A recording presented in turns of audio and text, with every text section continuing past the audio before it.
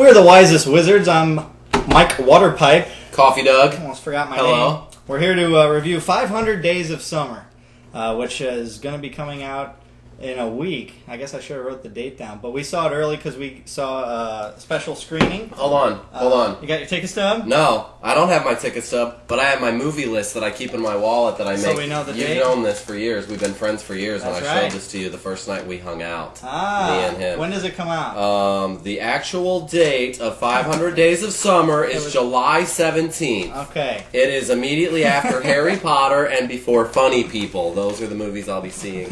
Okay, go ahead. So we saw a special screening where they let you go for free, which is pretty cool. Open to the public if you were wise enough to get online and notice that they had that available. In St. Louis. In St. Louis. This is the movie that I was looking forward to the most this year. Of all the movies, this is the one that I was really excited about. I thought that the trailer looked really good.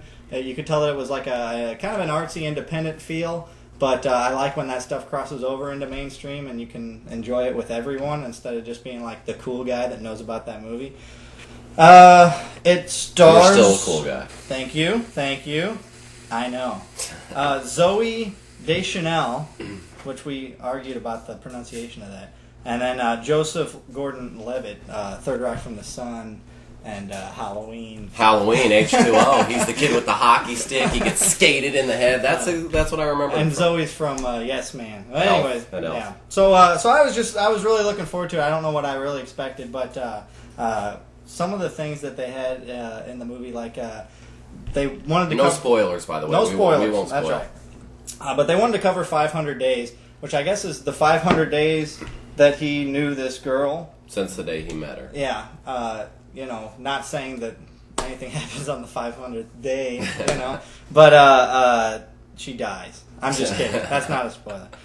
So they would time skip. They'd go from like day 1, and then they'd go to day 100, and then I think they go in a certain, like I think they went real far, and then they kind of came in, didn't they? Yeah, and the preview, we're not giving away, the preview says it. It's not a love story. It's the story of the boy that meets the girl and what happens for 500 days. Right. And, So you get to see the ups and the downs. I thought that they made it a very realistic relationship.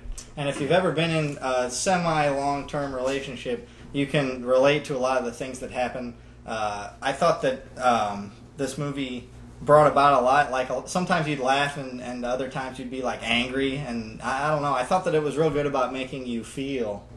Mm-hmm. Our friend that helps us make these videos, Mr. M85, but he informed me, now we're not sure on this because we didn't check it, but that the director of this movie was mainly in like music videos or something, and the writers of this movie wrote like the sequel to Pink Panther. But for this movie to be as good as it was, they really hadn't done anything major, so it almost seems like it really is a real life experience. Yeah. Like they had to draw this from something. Yeah, and you can tell that from the opening seconds. Yeah.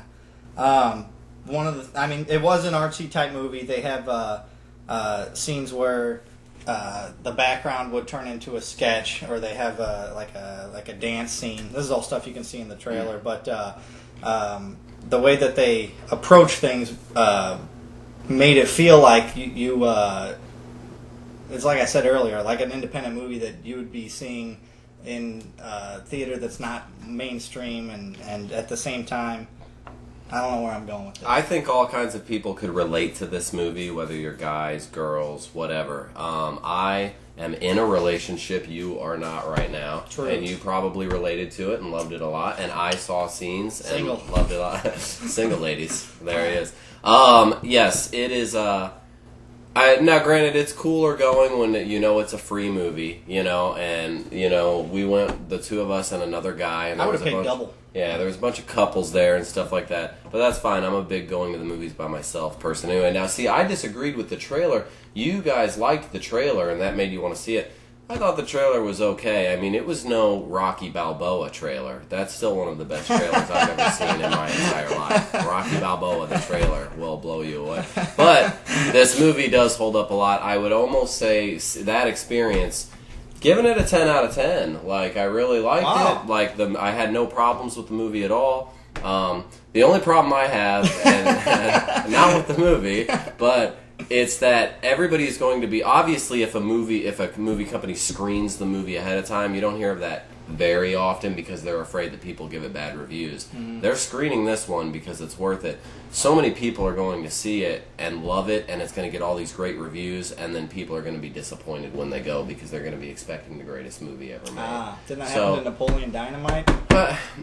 It's happened to me with different... Superman was yours, I think. You had such hype. And but that was just a bad movie anyway. But you, when you go into it, just go into it for the experience of, sitting down and watching this story. Don't expect to have your mind blown or it's going to teach you how to live your life or anything. It's just, I think everybody will appreciate it. Excellent soundtrack. Excellent soundtrack. Very good music. Regina Spektor being the one that stuck out to me. The Smiths was even mentioned in the movie, but I'm not familiar with them. But Regina Spektor, I think she scored 2 songs in the movie. But you know who else scored in the movie? Patrick Swayze with "She's Like the Wind." If you haven't heard that song, it's amazing. You can watch it on Dirty Dancing. Yeah. He sings it and he wrote it. Yeah. The one thing that I will argue is I'll say that it was a love story. And they made a very good point to tell you that it was not. But I think that the way that everything was approached, like if you haven't gone through half of the stuff that they go through in the movie between the 2 characters, then you've never been in love. I didn't really view it as a love story, but just a moment, a snapshot. He has no heart. Yeah. That's a robot.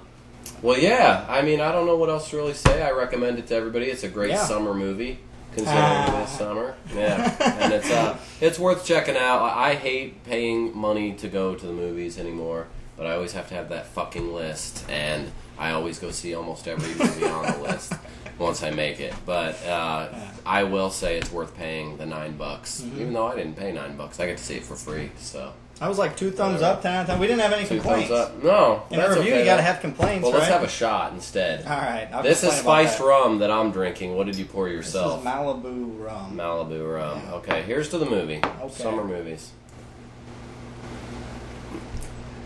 That was good. It's nice. Yeah. All right, go see 500 Days of Summer. Should I read my movie list for the summer? Sure. Or is this too long? This is a drink that I invented. It's orange juice and vodka. I call it orange vodka. It's going to catch on. It's going to be a thing.